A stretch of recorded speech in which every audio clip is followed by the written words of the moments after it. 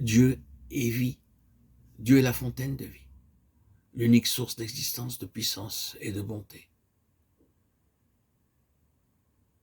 Et dans tout l'univers, il n'y a rien de bon qui ne soit l'œuvre de Dieu. Dieu a créé le soleil, la lune, les étoiles, les fleurs, les arbres et l'herbe. Toutes ces choses lui appartiennent et lui sont soumises. Quand Dieu revêt le lys des champs de toute sa splendeur, le lys n'est-il pas entièrement soumis à Dieu, consacré à celui qui lui donne sa beauté? Croyez-vous que Dieu puisse faire son œuvre dans le cœur de ses enfants rachetés s'ils ne sont pas entièrement consacrés à lui? Dieu est amour, bénédiction, puissance et beauté infinie. Dieu est vie et Dieu trouve son plaisir à accorder tous ses dons de vie à chaque chrétien prêt à le recevoir.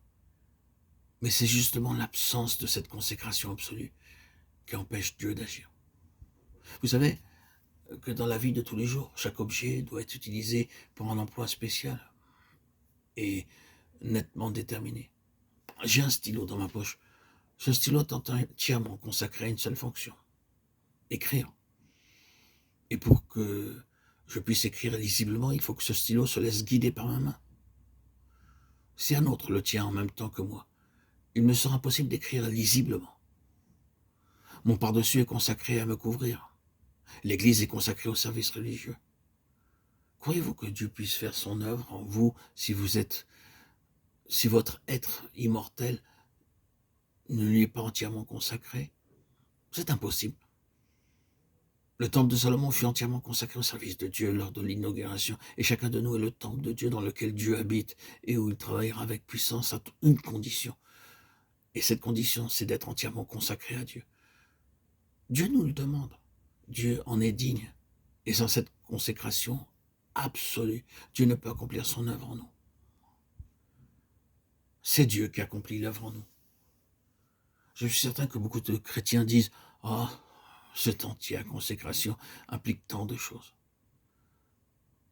À l'issue d'une réunion sur la sanctification, une personne me fit remettre une lettre dans laquelle elle disait « J'ai traversé tant d'épreuves et de souffrances, et je sens que je vis encore tellement pour moi-même que je n'ose pas envisager le renoncement absolu, parce que je sais que cela me causera tant d'angoisse et de douleur. »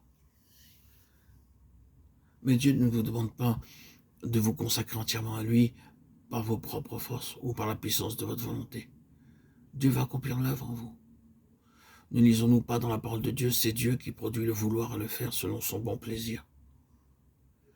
Nous devons nous prosterner devant Dieu jusqu'à ce que nos cœurs aient appris à croire que l'Éternel lui-même viendra en nous pour chasser ce qui est faux, pour ôter ce qui est mauvais et pour faire ce qui est bon à ses yeux